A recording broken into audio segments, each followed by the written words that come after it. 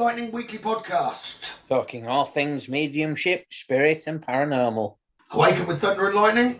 Reignite the light in your soul.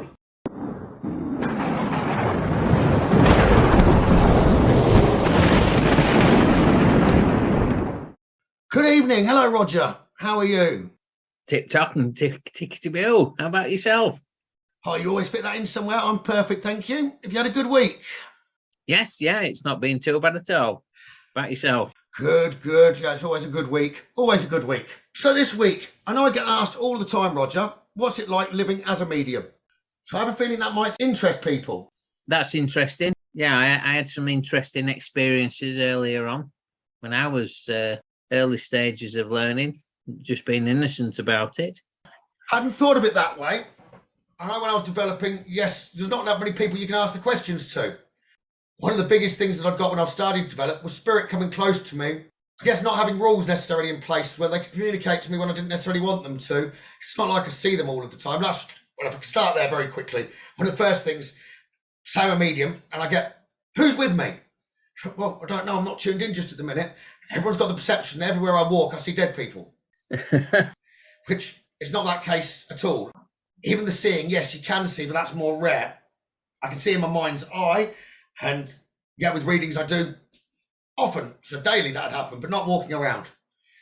But yeah, spirit coming close.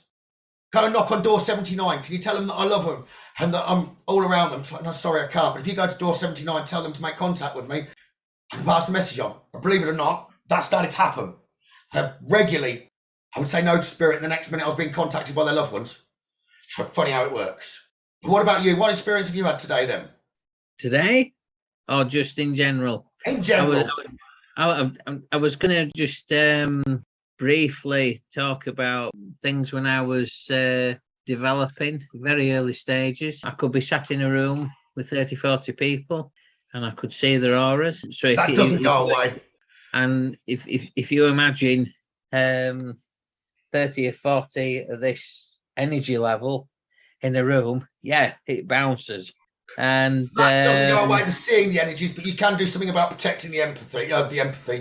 I was talking to quite innocently about it to one of my colleagues, but I says, yeah, we got talking about things, and I said, well, yeah, I see auras. Didn't think much more about it, and it was such a hoot, and I thought, all right, okay, because of the ridicule, and it kind of spread around very quickly, and I thought, well, I'm not bothered because I know what I can see. But if it's affecting other people that way, I think the best thing for me to do is keep that to myself for the time being. So funny enough, yeah, being ridiculed, I hear from a lot of other mediums, they get that all of the time. How I don't rush around telling everyone what I do. If I get asked, then I tell them. But there's two reactions. Normally, who's with me, which are covered earlier. It's like, well, I don't know, give me a second, I can tune in if they really want to know. So that happened recently at the local shop. Because if I go to the local shop, because of what I do on Facebook all the time, it's like, I often get pointed out and they have conversations about me. Oh, it can happen wherever I seem to go in Northampton. But they then said, oh, well, who's with me? I said, well, I don't see it like that. I don't see it all the time. Give me a second, though. For a sec, you've got a grandfather with you. He smokes a pipe. He's telling you he loves you. And he showed me, I can't remember what I said. It was like tulips. He went, yeah, he prides his tulips and he always had a pipe in his mouth. Fantastic. Yeah, I loved him. I just said, well, he's telling me you were his favourite. So brilliant. So then she said to this other lad, he was like, well, what's going on there? She said, oh, he's a medium. What's a medium?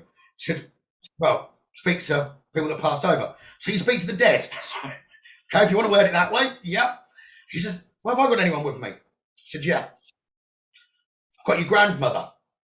You always thought that she preferred your brother to you. And he's like, yeah. I said, that was a misconception. She's sorry that you got the misconception, but she very much loves you. You're very sensitive, but you don't realise it. And next minute, he's in tears. She said, so she's sending love to you. She's giving you 50p. That way, he really broke down while he's behind the till. He's like, she always gave me 50p. So I left his love with him. In that respect, I've got a non-believer totally believing at a young age. So he'll go through the rest of his life now believing and knowing spirit exists. And that's one of the biggest things where I can get great pleasure. So that was probably 30 seconds to a minute conversation with him just changed his life. Yeah. Tough belief. And the other thing that you then get is they'll ask what you do. And then they go, oh, right, I can't get away from you quick enough. But when I first developed, that was where I more got it. Had one or two. I can only think of one in actual fact. And it was when I was trying to do my first event in a pub. I was a complete non-believer. So I knew that I'd got his spirits around me, and they were saying, there's no point in you giving a message from us. So spirit themselves taught me a lesson. They said, don't give him a message from us. We'll tell you what you need to know.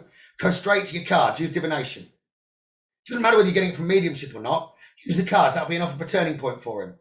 So I used the cards, told him all about his life, what was going on around it now, till his jaw dropped. He couldn't have a word. He was like, thank you very much.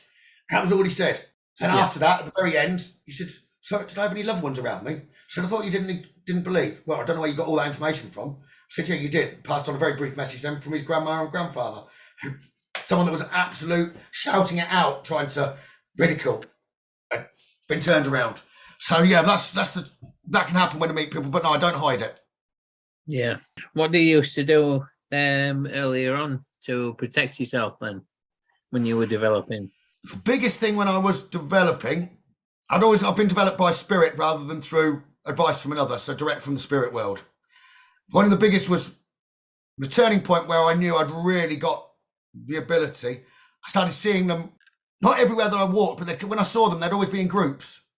To the point I was taking pictures of them, which was making it worse. It distracted me then when I was trying to drive, so I had to very quickly tell them, don't distract me. Then I realised rules were important. To put rules in place. And I got speaking to another medium. He said, you're going to have to write them down, but don't worry, just fictitiously pretend you've pinned them to your door, you pinned them to your car, and the spirit will listen. So I did that, and it did work. That stopped them bothering me when I didn't want to be bothered. But the biggest one, I guess, was empathy. Walking into a shop, going and sitting down somewhere. And it'd be residual energy rather than spirit. So I can give you an example here. I went to see a friend, and there was a couple of other friends that I've helped develop. They're there. The friend that we went to see wanted to take us for breakfast. It was in an Audi or something like that. And we went into the Audi.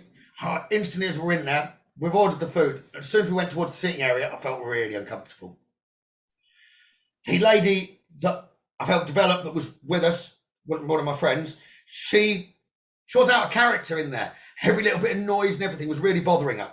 I'd already got the perception of fire. I could smell smoke. I could hear an explosion. But then a baby started crying around there as well. So I used Reiki to try and keep the baby quiet. But every little noise was bothering his friend. And afterwards, when I went out of there, I was like, don't want to go back in there. I picked up a fire. It was a big explosion. The lady that we went to see didn't know about this. I said, look, it was underground. There was ammunition here. There was a fire and it exploded. There was death. 2 or 3 people died, definitely here. She was like, no. Anyway, I left it with her. I thought, I know what I've got. I know I'm right.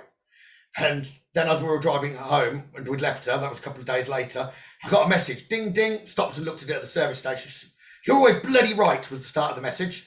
And I've looked into it. There used to be there was a factory there as a front in the war. It was an ammunition store, or they made ammunition.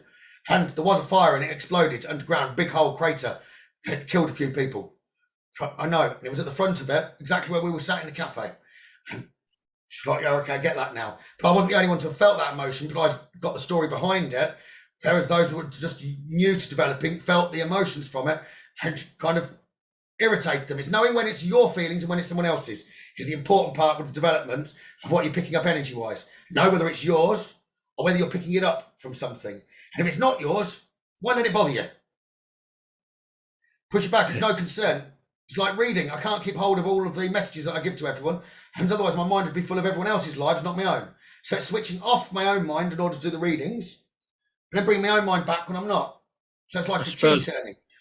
Yeah, I suppose it's having the confidence and the understanding to realise that the things you are feeling are not necessarily your own. That took me quite a long time to realise. The discomfort and the other sensations I was feeling weren't my own. I can give you an example that we've spoken about, because we've spoken in the past when you've been shopping. Well, that's one, yeah. That's very true.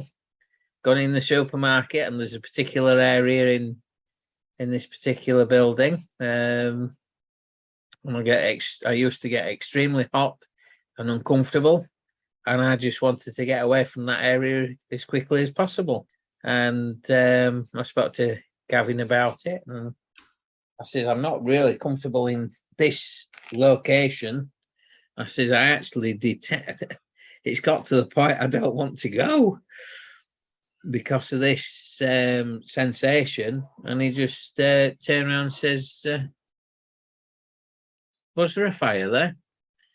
And I says, well, I suppose so. That makes a lot of sense. So what I was picking up was, I think somebody must have died in that particular fire. But they don't need to have died either. It's the residual energy. A fire will leave the trace energy behind it. And a fire is very powerful when it's spread. So the fire itself you can be reading the energy of buildings. That's quite easy to do without realising it. But yes, that will have been the uncomfort part of it, where someone would have been trying to tap you on the shoulder, sort of saying, I'm here. I mean, one of the first ones I ever got was I went to a castle in Derbyshire, quite an ancient castle. And I was walking down this vaulted, this hall with a vaulted ceiling, elaborate plasterwork, and I touched the walls, and I got transported back in time, where I could see men smoking. It was a smoke-filled room, and they're talking about revolution. The dress looks as if it's 17th century, with the blue. Well, I don't know what they call them. Them billowing shirts and with lace collars and all stuff like that. And I'd probably be in my early 20s, and I thought, what the heck have I just picked up here? Didn't realise anything about it at that particular time. Just thought, wow, right, I'll leave that. And I just left. We're too inquisitive sometimes. That's one of the big things when you're developing, too inquisitive. You can be. That's one of the big things you have to switch off from as you're more developed. If you don't need that information, why do I need that? So switch off from being inquisitive. I always remember going to work in York, and I was sat on a bus, and I was opening up, and I was exploring all different things, and I was reading a book about shamanism on the way into work, just as is a bit of light reading for half an hour. And there were two women sat quite close by, and one of them, they both got up, and one of them turned my way, and it's like being poked in the eyes. Yeah. And I just, where's that come from? So after that, I always thought, right, I need to put up some protection around me, because I've obviously been too open. Somebody else who's a little more developed has sensed that, probably from a different background. Shamans and Wicca don't necessarily go well together. And it could have been... There's always an overlap in all subjects, but they don't always have the same beliefs. No. So it could be somebody from a different belief who's just turned around and gone... And it gives rise to different questions in your head. Inquisitiveness, especially with shadow work, with shamanism, could pull more of a negative spirit towards you than Wicca, that's going to be more maybe along the lines of nature spirit, and then as a medium, more lines of someone that's passed over. That's very true. So very funny you said York. As a child, I baffled my father. Took us there. Never been before in my life. I knew my way around like the back of my hand. Completely knew my way around, back of my hand. People could ask for directions. I knew exactly where it was. It's an old city, and street names haven't really changed. So people would ask for directions, and I'd butt in and tell them where it was. What on earth are you doing? You can't say that. You don't know where anything. I know where everything is. And come true, everything, everywhere we wanted to go, I knew how to get there. Just knew my way around like the back of the hand. Never been there before in my life. I was consultant engineer working in York, and a lot of the areas I was working on, there were bodies buried within 18-inch or 450 mil at surface. Yeah, working in certain areas where we're starting to do excavation work for whatever reason. Yeah. Stirs the energy. Oh, it certainly did. It would certainly get a lot of historical stuff coming through. Because there was one area I was looking at, and I just thought there's a lot of energy here, and it's to do with not a civil war as such, but it's to do with an uprising. The king has sent somebody, the king sent somebody to try and sort it out, and he's come to a demise. And I thought, well, this is interesting. So he was basically lynched by the mob. When I did a little bit more digging and researching, that exactly happened as to where I was stood. The energy is palpable. See, that's it when you're starting to develop, is understanding the energies. Like, for instance, the protecting myself, again, with regard to empathy, very quickly. I was never a big person into the news.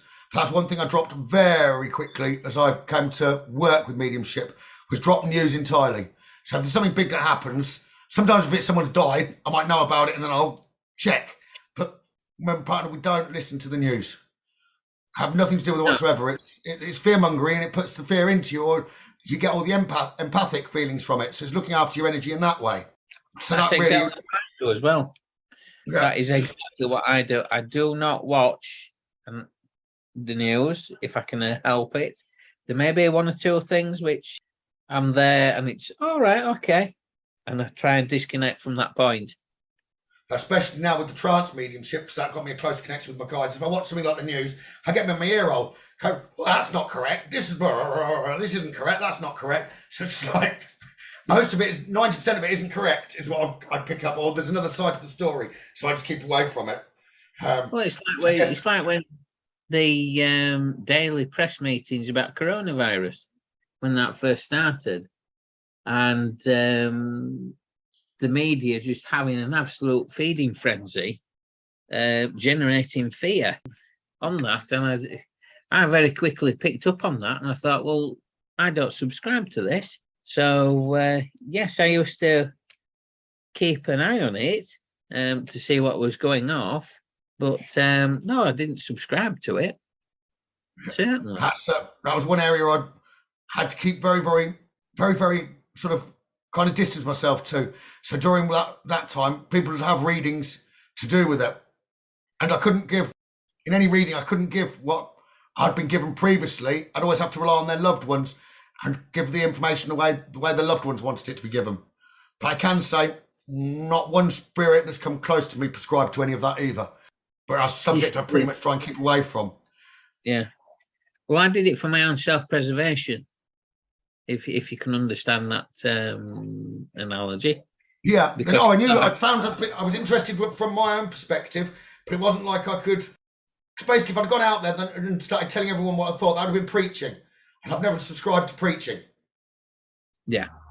So if people want my help, they've got to approach me. I'm not going to go and preach or to them, because that's then trying to push your beliefs or things to someone else. So if they want help, then they're going to come to me, because then they've got to believe something in the first instance.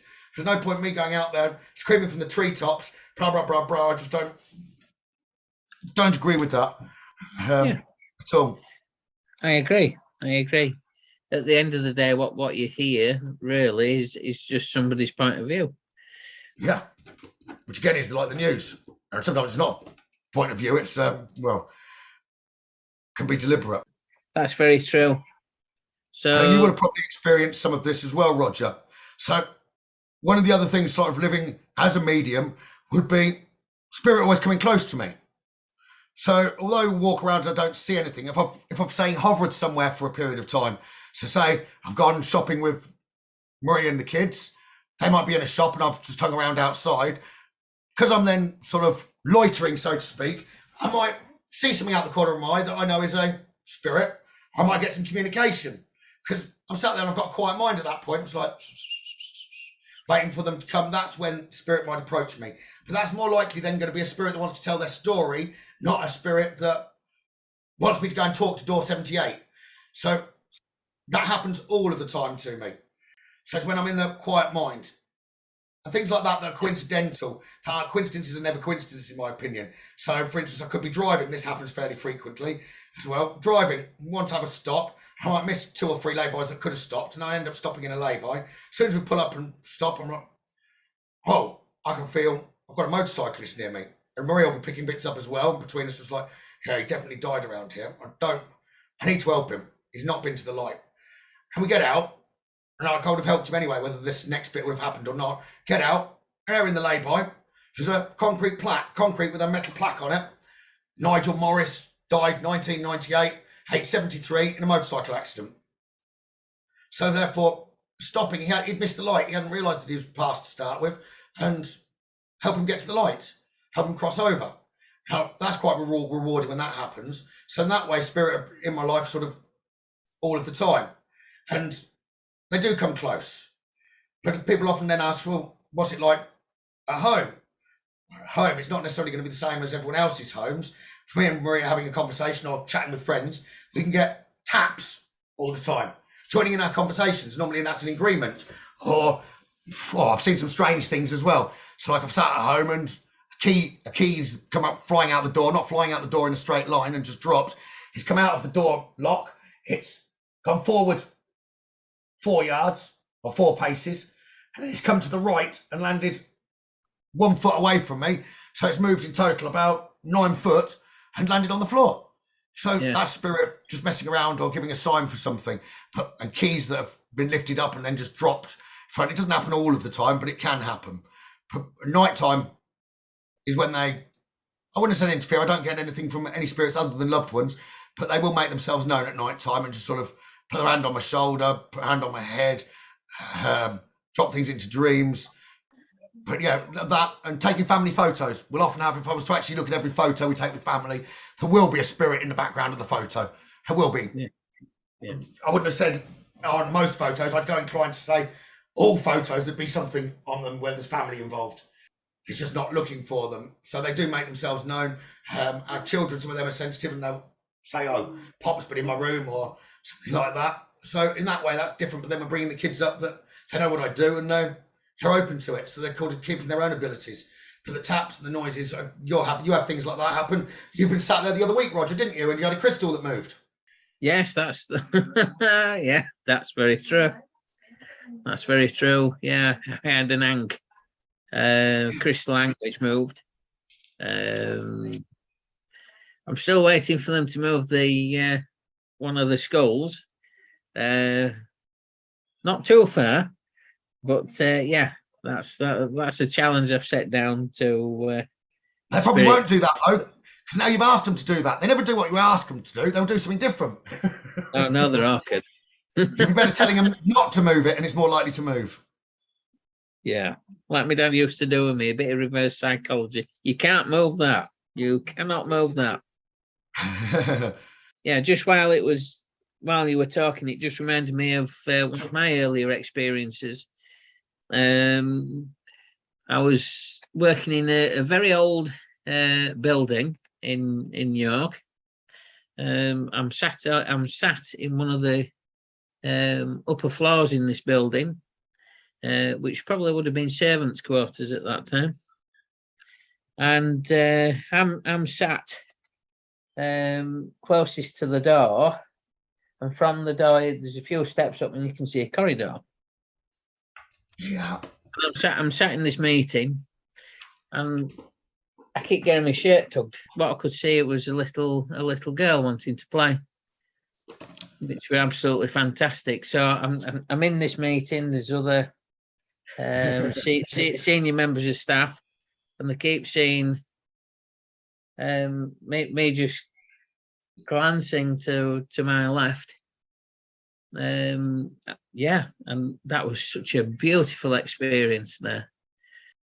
Just wanted to share that one. That were all. Yeah, no, that's brilliant. But yeah, no, it does happen. So I guess wherever I go, if I sit still, spirit or the energies around will come close. So like, I'll just know, for instance, sitting outside of a pub where we've been to the beach where this has happened. I look up, so I know there's a spirit looking out the window at me. So spirit, you see, when you start to develop, if you imagine a lighthouse for the ships, okay, they know ships don't come heading for the lighthouse. Okay, with the purpose of a lighthouse, they avoid the lighthouse. But with spirit, the more you develop, the brighter you become. And spirit are inquisitive. So they see this light around and they'll come close to me. Especially not really the negative ones. I know I do help people with negative. When I first started helping people with negatives would come close, but I don't get that. Don't get that now. I'd have to go more looking for them. But because you get bright like a lighthouse, they will see me. So like I said, sitting outside of a pub, I know that I'm being looked at. You know, you get that feeling sometimes that there's eyes in the back of your back, like someone's staring at you. It's like, I know it's not a person. It's like, look up. I can then sort of see them. I just know that their energy and I can see them there.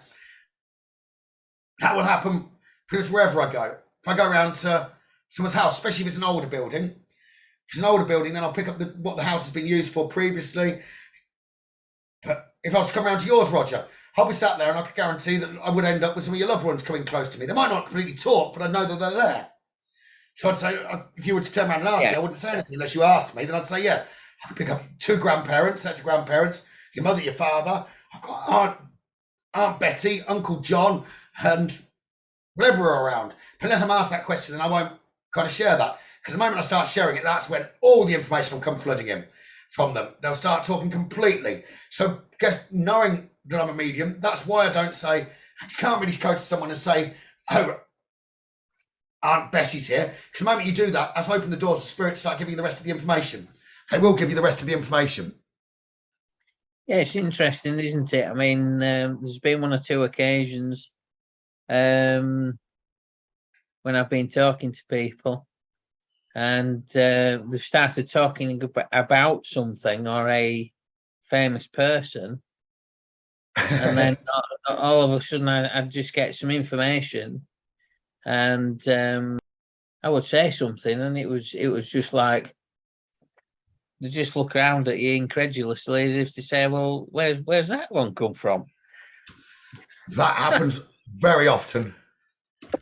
So yes, for me, if that does happen, I will then make quite a hasty retreat from that and just smile and walk away and just leave it with them.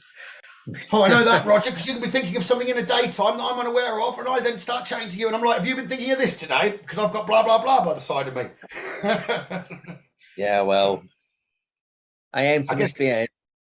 I guess one of the biggest misconceptions is a lot of people think, because of what I do, that I'm automatically reading them. I don't come around reading everyone. It'd tire me out. They automatically think that everywhere you go, you're in reading mode. And that's why some of them can disappear very quickly from around. They don't want to come close. Working in the paranormal, now that's slightly different. So people that don't believe when you're working in the paranormal generally won't put themselves in a position to even experience anything. They don't want to try it. Most of them will just disappear. So I know a couple of places we've been when I've been working in the paranormal, because there's lights on at night time and things like that. They can arrive, the police have arrived just to check there's no trouble and no one's been broken into, for instance. They ask what you're up to, and so the first thing you say is it's a paranormal event. And with the paranormal event, they often want to check then, like you really aren't just thieves that broken in. Because you've said it's a paranormal event, the police, they've been terrified. Absolutely terrified. So we've had them where they can't make their minds up which ones are coming in when they've turned up in a riot van. Never asked, and some of them go, oh, I don't believe. And I've snapped it, said, can I take your photo? I'll show you. There's one stood by the side, and then I've shown them the picture. And they're like, right, boom, back in the van. Or they've come in to check a building. Well, they're in and out in 30 seconds. So it can be quite humorous to want to do as well. There's some of the pleasurable moments of people being, silly. I found it quite interesting with family. With parents, really, because I had one who was and was really open-minded to it, and the other one would say, stop bloody talking rubbish. Yeah. But But it's interesting that since they both passed the spirit, there's been a bit of a role reversal. Often the way. But yeah, no, you will find as you start to develop, yes, family, I can totally appreciate that one, with different beliefs. But even friends, you will find as you start to develop, people leave your life. But always others will come into your life that are of similar belief. They will just find you. So I haven't known Roger, we haven't known each other that long, but got on very well since we have met and paths have crossed. So with every person that leaves your life, there will be someone that comes into your life. But every bit of your journey anyway, it will happen through your life whether you were believed or not. You only share part of your journey with certain people. It's like going on the motorway. The M1's very, very long if you're in the UK, but you might only share a journey if that's your life. You might share part of that journey up till, say, junction 15 with someone, and they'll drift off then there. You drive for a couple of junctions sort of on your own, and then someone else joins your path. So it's a bit like that in life anyway, but it's far more when you start to develop. It's like 15 people might leave your life in one go. And you're like, why has everyone abandoned me? But you'll get very quickly a few others coming into your life that will build up that are meaningful. So that very much you have to be aware of that as you're developing.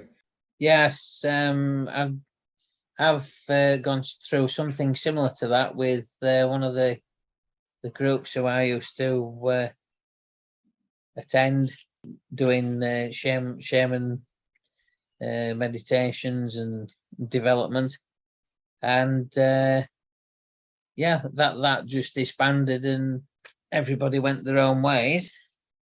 So some others I did keep in contact for a while, and there's still one or two who I periodically say hello to, and one that you're still very close to as well, isn't there? Well, I suppose there is, yes. There's one definitely that I know of that's come your way from the meditation groups. So that totally resonates. My last mentor left, just up and left and went to Croatia, and she's been out there for at least 10-12 years now. So no, I still like to see what she's doing. But everything for a reason, I always say. Oh yeah, definitely. And I often get asked, so what's some of the funniest or weirdest things that can happen? I know some of the funniest. There's a lot of people that are sensitive, and they won't necessarily know it until they're around someone else that's sensitive. So I can have it where sensitives, especially if I'm with other people that are sensitive themselves or are mediums. So for instance, my birthday, there was a lot of sensitive people around, and the pub that we went to, there were others that were sensitive in that pub, and they could see spirit around me. There were some that actually were concerned for me there, and there were some disabled children, and it was brilliant to see the mother of one of the disabled children asked me to come up and talk to her son. She said he's a little concerned. He's worried that the people around you are going to hurt you. I knew straight away he wasn't talking about my friends. He was talking about spirit. So I said, that's absolutely no problem. Come and wished him a happy birthday. Sat by his side for a moment. Said, but you can see, I know you can see what's with me, can't you? He says, yeah, they're following you everywhere. He couldn't speak very, very well, but he spoke clearly enough. I said, you don't need to worry at all. I'm safe. I know that they're there. And went right over the mother's head.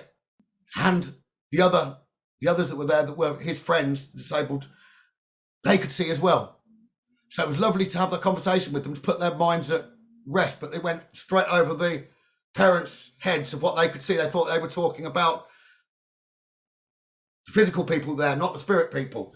And lovely to be able to have that conversation and put them at peace. But it's actually funny I'm mentioning that, because a lot of them are sensitive to spirit. A lot of disabled children or disabled people in general are sensitive to spirit, can see and sense them, which you're likely to start spotting yourself as well, Roger. And again, like another one that I would tell you about, the second one that could spring to mind is, I remember the first time this happened. I'm obviously a trance medium, but I dropped into trance in my sleep. So when I come to, I was aware I wasn't asleep. I'd come back kind of normally to myself. I was like, what's gone on here? So I dropped into trance in my sleep, and my guide's talking to Marie. I was like, they've done what? So yeah, you've been speaking for half hour, 45 minutes, an hour. They don't do it that often, but they do that. I could be asleep and they'll step forward and start talking through me while I still thought I was asleep. That one still makes me smile even to this moment. But basically, I'd summarise, Roger, that the mediumship is worth developing. You don't read everyone when you're walking around and out and about. You don't see dead people walking around all the time when you're out and about. Yeah, you can if I decide to tune in, but don't tune in. You couldn't possibly do that all of the time. That's probably one of the biggest things when you're developing, is knowing when to tune in and when not to, because of course you get excited. Oh, I can do this. So you kind of try and speak spirit all day. Well, if you try and do that, spirit will be around all day. So just don't communicate to them the point you don't want to communicate with them. So that's where the rules come in place. So yeah, I know what I'll do. I'll ask, as we're coming towards the end, whether there's anything Roger wanted to ask about living as a medium. So is there any questions you wanted to ask, Roger? Do you think you'd ever give it up? No. Excellent. Can't say that I'd want to. I've always liked helping people. Obviously didn't start down this path, but I've always wanted to help people. Always liked helping people. But they help so much. It's a lifestyle. It's not a job. It's a lifestyle. Yes, I do it full time. There's got to be an exchange of energies. It's a lifestyle. I'm happiest I've ever been. I couldn't imagine spirit not being around me. Yeah. I wouldn't want to imagine spirit not being around me. Yeah, I can be awkward sometimes. There are some elements that I'd change if I could. Like I can have a conversation as clear as anything with any of your loved ones. But as soon as it's my own loved ones, I know they're there. And I'd have to go to other means to be able to get communication, and then it's not as clear. And if I ask a question, I don't often get the answers. Someone else asks the question, I can get the answers. It's weird, but it's knowing all of the little bits themselves, and some things they can't answer straight away. But no, would I change it? Not on your Nelly. It's all TikTok and tickety-boo. I've found it quite interesting, just looking back on my career and how I've actually hidden this ability and whatnot from others, and I'm getting quite comfortable now with that, and I just think it's a wonderful thing to develop. Here's the more people that do, the better the world will be, on my belief. Definitely, most definitely. I've watched you, Gavin, do channeling and trance work. How do you feel about trance channeling? Well, the channeling itself, ever since I pretty much started, I know it wasn't immediately when I started, but very shortly after I started as a medium, working as a medium, I find in readings my voice had got a bit high pitched, and at that I didn't always remember what I'd said. So I worked out very quickly that was called channeling. I didn't know what it was, but I allowed it to happen. And that was when people's loved ones come very, very close, and it was just like a message had come out in a higher pitched voice. But it did lead, when I was going down the physical mediumship path, towards trance. Now, trance, there's an area of mediumship that's kept very secretive. You can't get much input. Why is that, do you reckon? Hopefully I can only give my personal view here. So I did join a couple of groups on Facebook because I was developing the trance. And like everything else with the mediumship, I started developing it very quickly. And I posted something up, and I knew it was probably going to give a bit of a stir. It got questioned whether it was or it wasn't, and it wasn't very clear. But I said, look, to those of you that are learning, this is after 4 weeks of developing trance. 4 weeks. It's not like 4 weeks since I first spoke, 4 weeks from developing it, where spirit came and spoke. Yes, it might not be that clear and it needs a bit of subtitles, but I'm over the moon with that in 4 weeks. Well, the ones that were developing, I'm sure I gave them a boost and an uplift, that things were possible, because they were on the view, most of them, that it could take 2, 3, maybe up to 5 years to become a trance medium. They all stick together. They try to keep the step beliefs. They keep it behind closed doors. One, I suppose, it's to do with ridicule. I was going to ask you about people's reactions to it as well. But all I've seen really is a good reaction from it on the whole. The only place that I've had a bad reaction from it is where there's people that perceive they could do it, but you never hear them. And I can only think of one particular lady after I'd done it, when I brought them through on A Live, that sent a message that was a bit horrible, but I've got tough skin anyway. I think I had trouble not replying. In actual fact, I think I did give a reply, but it was of a positive nature, thanking her for her feedback. But now with it, people's reactions have been very, very good. Lots of people have never seen it, don't even know what it is, and they've heard it on the lives, and I get tremendous feedback from that, where it's really helped them. So, especially with people being able to ask the spirit world questions they want to ask, it's been phenomenal. But I'm not a typical trance medium, or my guides aren't typical guides, really. So my guides, like I said at the very start, even with the normal mediumship, the mental mediumship, spirit developed me. Spirit have also developed me on the trance. So I will help people. That's one of my next things on the list, is to help people with trance mediumship. The main feedback is very, very good from it, and it can be eye-opening. It's like it's getting to the point now that they're working towards helping me develop so that loved ones can speak in their own voices. Yeah. And that is phenomenal for those loved ones that can do it in the spirit world, for those loved ones, the sitters, to hear. There's nothing better than that, because that's what some of them want to hear. There was a lady recently that was on an event, and at the very end, I wasn't expecting it, but I always allow spirit to do what they want. My guide come close. The next minute, her mother was talking in her own voice. And that's, well, come and tell me that's not trance. When someone says that's my mother's voice. So whether it's my guides talking or a loved one talking, that can be amazing. So the tears, and it's the tears of happiness to see on someone's face. It can have me in tears. And channeling, some of the channeling when I listen to that back, because I don't know what's been said, it can be very, very emotional. It's wonderful, especially the angels that we had recently, which I know I did last week. Leave that instead of the trance session. So I hope that those that have listened to that have enjoyed that. Did you find that? Go on, sorry. No, go on, ask. I was going to say, did you find that it was a natural progression from trance channeling to then go into light language? But it wasn't expected when I started doing the trance. Now the light language, whoa.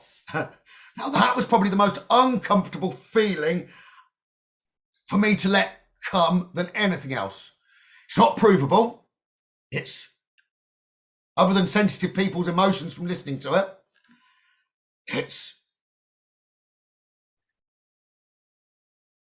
that's probably not behind as many closed doors as trance mediumship.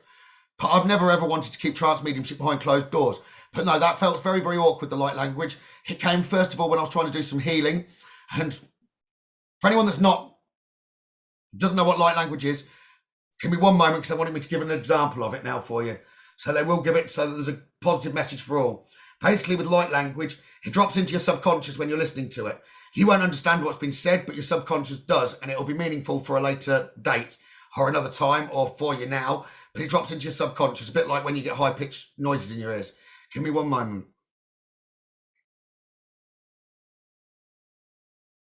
Hengo patiati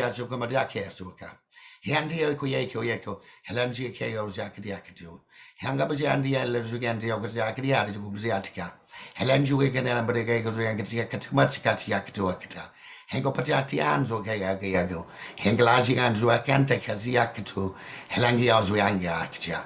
Helen Zuga Bazika Amadia Kazuakatiakatu Amatica. And got to come to Katiat, come to Kadam to Katanga to Katiatica, but Katika to Jactica. And got Kambatia come to Katika to Patia. And goes Ambadia goes Ego.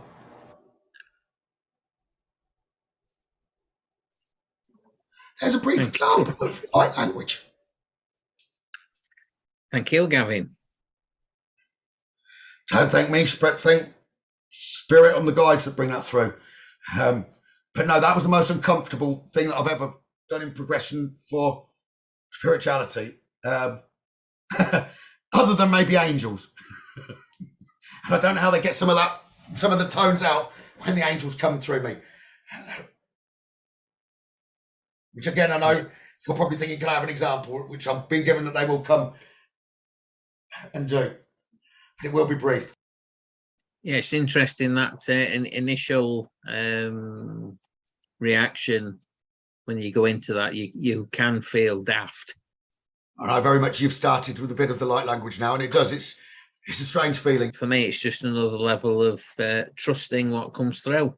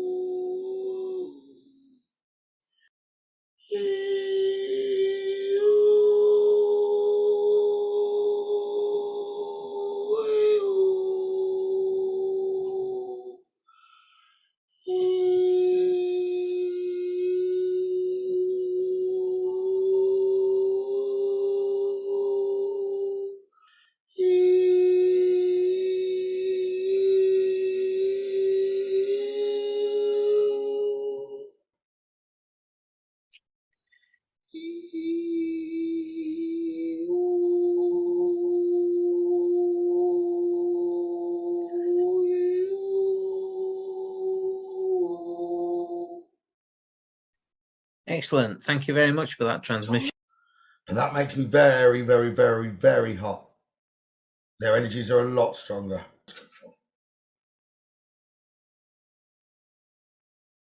Good evening, everyone. It is John. Hello, Roger. Good evening, John. So I decided it was time to come through in trance. It is my turn. I wanted to explain my perspective of being a guide coming through in trance for the medium. So even I have had to develop more. It was given to me, to other guides. They wanted to bring it up to date, not to be old-fashioned. It has been behind closed doors, so to speak, as you say, on Earth for many years. It is something that was very common in the past, going all the way back to Greece, to Egypt, very common. But now it is not so common. You see, often people would go to the Delphi, the Oracle of the Delphi. Yes? Yes, the Oracle, yes. Yes, they would drop into trance. And the shamanism, they would often drop into trance too.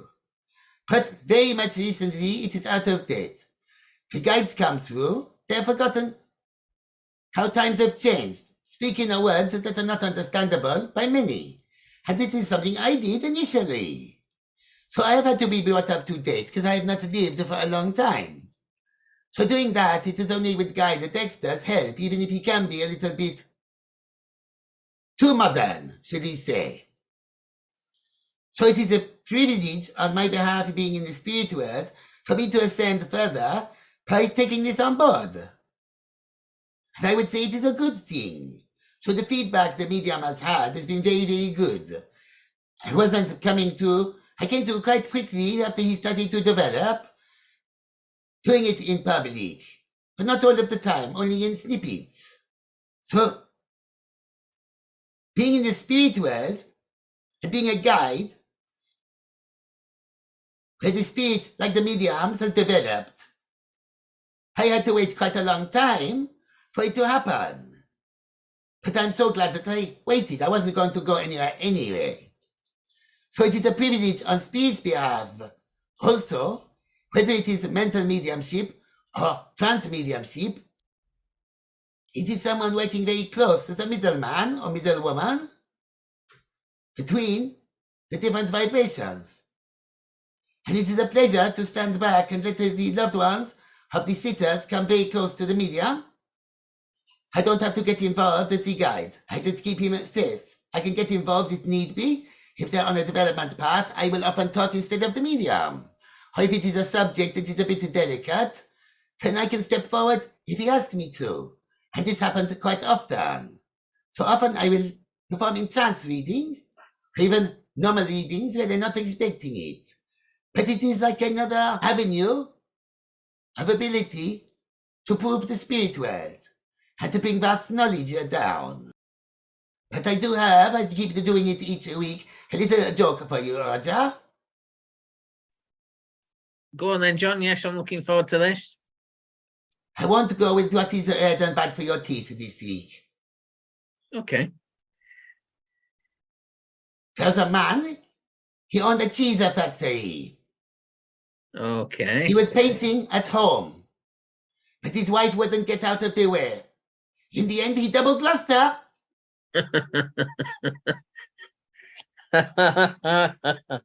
Yeah, spot on. I like that one. When he had a baby, he called the baby Belle. Hee hee. Bow, bow, bow, baby, no. But that is the view of spirit anyway. With regard to the trance mediumship, is there anything you wanted to ask about spirit's perspective with regard to mediumship, please, Roger?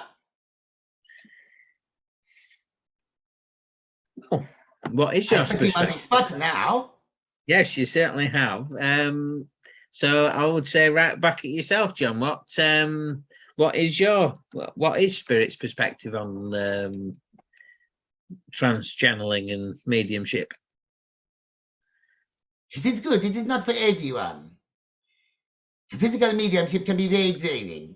I don't know where the medium gets all his energy from.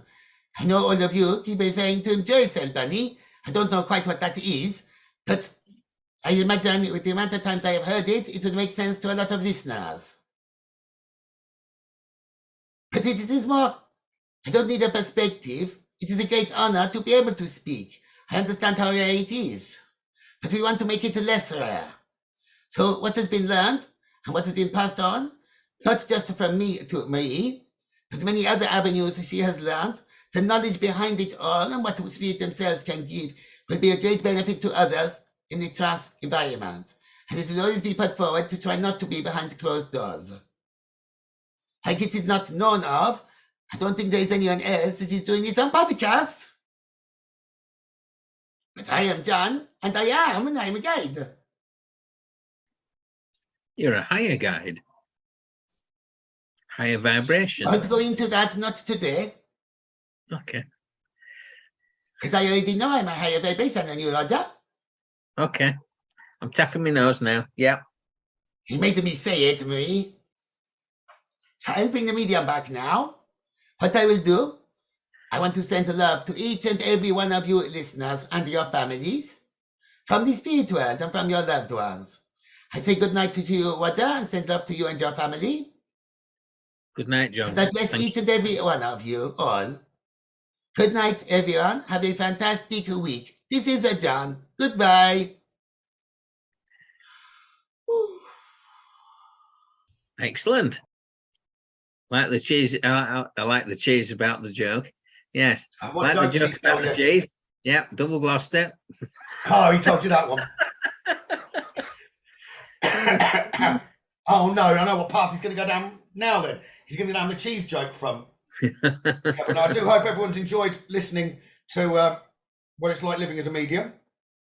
Roger's still got quite a bit on the list to still happen to him. But I know that it's going to be very, very quickly that it's going to be happening to you, Roger. So it'll all be tick-tock, ticky-boo. I'm nicking his phrase. So thank you for tuning in to Thunder and Lightning Weekly Podcast.